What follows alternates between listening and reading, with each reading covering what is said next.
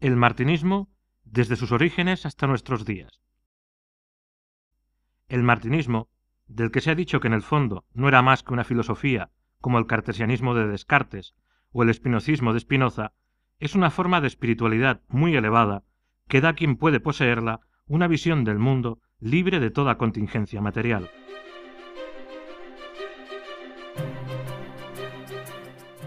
Cuando Francia se agita con el aviso de la Revolución, el nombre de la Rosacruz ha elevado la conciencia de sus contemporáneos. Cada vez que se presenta la oportunidad, invita a aquellos con los que se codea a volver a conectar con la espiritualidad auténtica y virtuosa.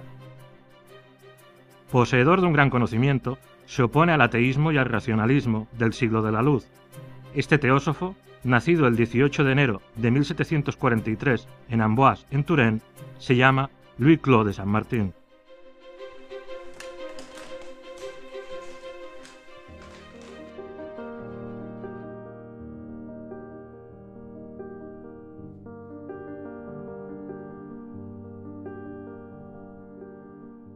Joseph de Maistre lo ve como el más instruido, el más sabio y el más elegante de los teósofos.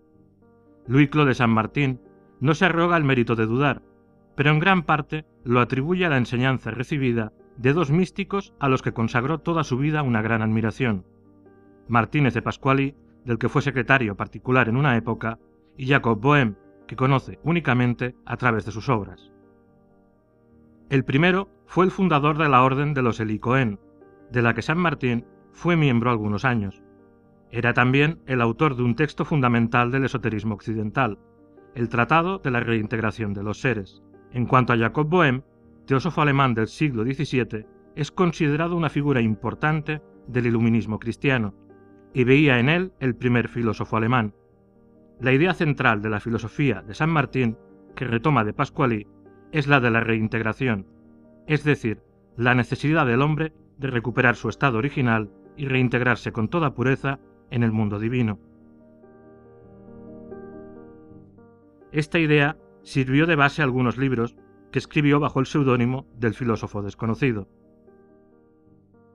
El primero, titulado De los errores y de la verdad, fue publicado en 1775. Conoció un éxito considerable en Europa y fue traducido al alemán y al ruso.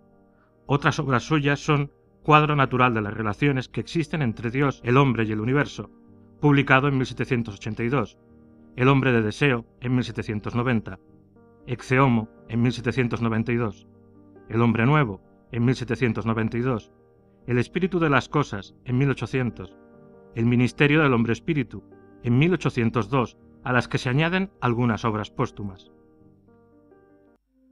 Si bien es un hecho que el filósofo desconocido sentía una gran admiración por Martínez de Pasqually y veía en él a su primer maestro, rompió con el método que los Helicoen utilizaban para acceder a las grandes verdades de la existencia. Estos empleaban la teurgia, la práctica que consiste en invocar a los espíritus intermediarios para utilizar la expresión de Pasqually, es decir, los ángeles y los seres celestiales, al fin de obtener su ayuda y apoyo. Juzgando esta práctica poco fiable e incluso peligrosa, Saint-Martin se desmarcó de ella e instó a sus lectores a concentrarse en el estudio personal y la introspección. En este sentido, insistió mucho en los beneficios de la oración y la meditación.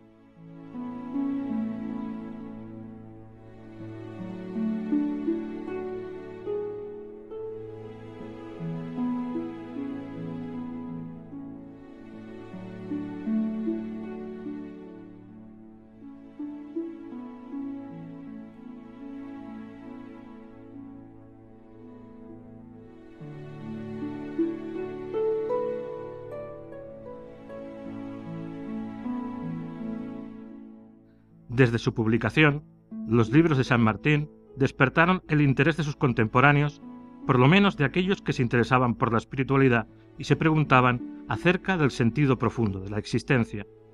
Así es como un círculo de discípulos, conocido como la Sociedad de los Íntimos, se formó gradualmente en torno a su persona y sus ideas. Unos se limitaron a leer sus obras, otros, mucho menos numerosos, participaban en breves rituales celebrados en su presencia. Después de su muerte, ocurrida en 1803, sus enseñanzas y sus prácticas se perpetuaron de manera confidencial de iniciado a iniciado.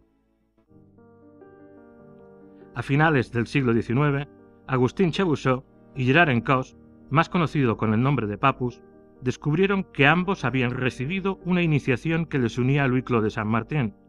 Deseando perpetuarla a su vez, crearon en 1889 un movimiento iniciático al que dieron el nombre de Orden Martinista. Aunque esta orden no tenía aún ninguna estructura real ni reglas verdaderas, su número de miembros aumentó rápidamente. Así nació el martinismo, que se coloca bajo los auspicios del filósofo desconocido. En 1891, Papus fue el gran maestro de la orden martinista. Bajo su impulso, la orden tuvo un crecimiento considerable, no solo en Francia, sino también en la mayoría de países europeos, en Rusia, en América del Norte y en América del Sur. Paralelamente, publicó revistas destinadas a dar a conocer el martinismo a un público más amplio, especialmente la iniciación y el velo de Isis. En 1892 se dotó de un círculo interno, la Orden Cabalística de la Rosacruz, movimiento esotérico que había sido renovado en 1889 por Stanislas de Guaita y Josephine Péladan. En 1914 estalló la Primera Guerra Mundial, que dará lugar a la suspensión de la actividad de la Orden Martinista. Papus murió en 1916, 2 años antes del final del combate. Varios martinistas reivindicaron su sucesión. En Lyon, Jean Bricot trató de perpetuar la orden martinista, dándole una forma más masónica.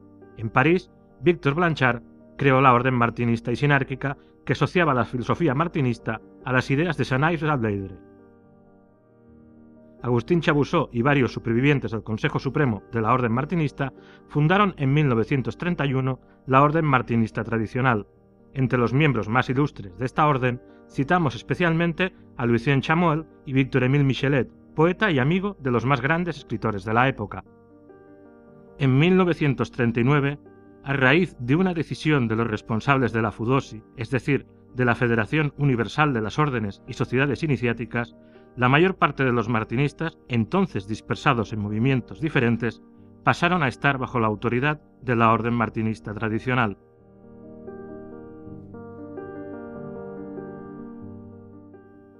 En nuestros días, el movimiento martinista más activo es la Orden Martinista Tradicional, cuya sede se encuentra en Francia, en Normandía, apadrinada desde el comienzo del siglo XX por la antigua y mística Orden de la Rosacruz.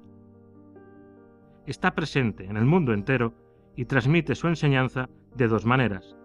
Oralmente, la orden se reúne en torno a organismos locales llamados septadas o talleres,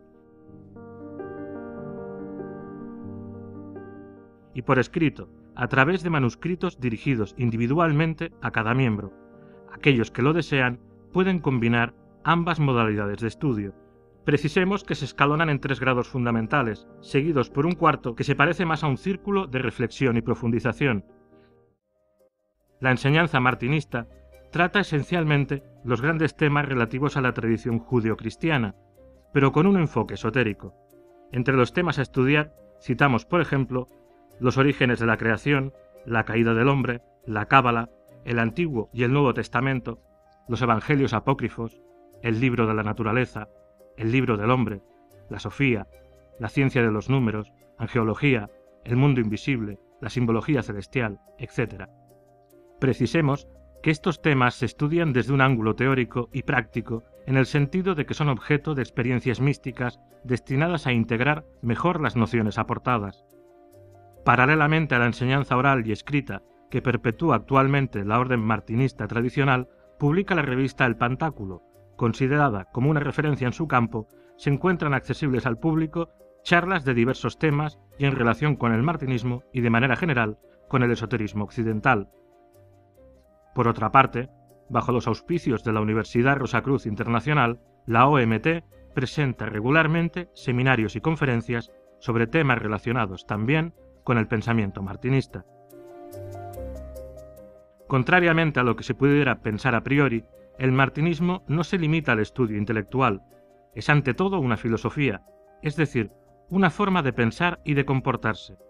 En términos del filósofo desconocido, su objetivo es llegar a ser martinista, hacer fructificar el germen divino que todo ser humano posee en lo más profundo de sí mismo, y al hacerlo pensar, hablar y actuar bajo el impulso de lo más espiritual que hay en él. Desde el punto de vista martinista, cualquiera que lo consiga se convierte en un agente de la divinidad entre los hombres y se asegura reintegrarse en el estado adánico después de la muerte, es decir, encontrar la felicidad eterna.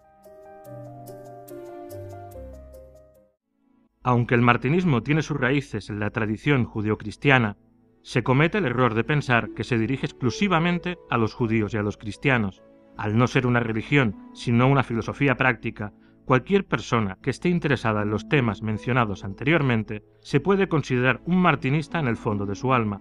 Esto es lo que explica por qué la orden martinista tradicional cuenta entre sus miembros a hombres y mujeres de todas las religiones existentes o incluso que no siguen ninguna.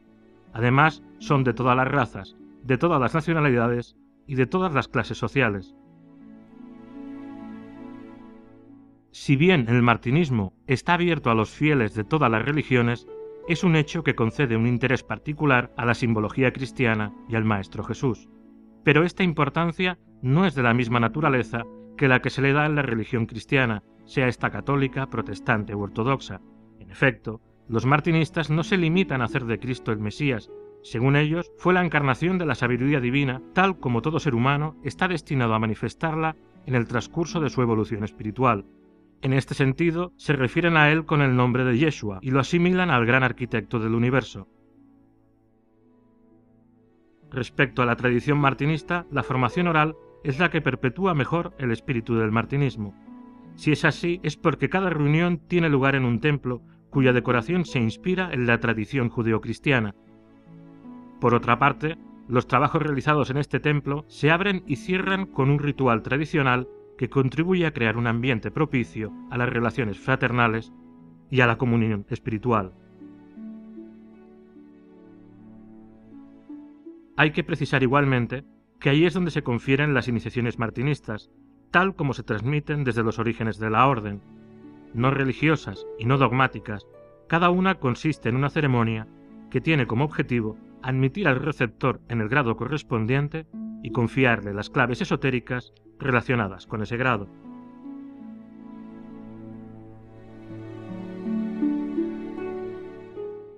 Pero para los martinistas existe una iniciación que trasciende todas las que se pueden recibir en un templo. Es la iniciación última, que proviene del Maestro interno, es decir, de Dios en el hombre.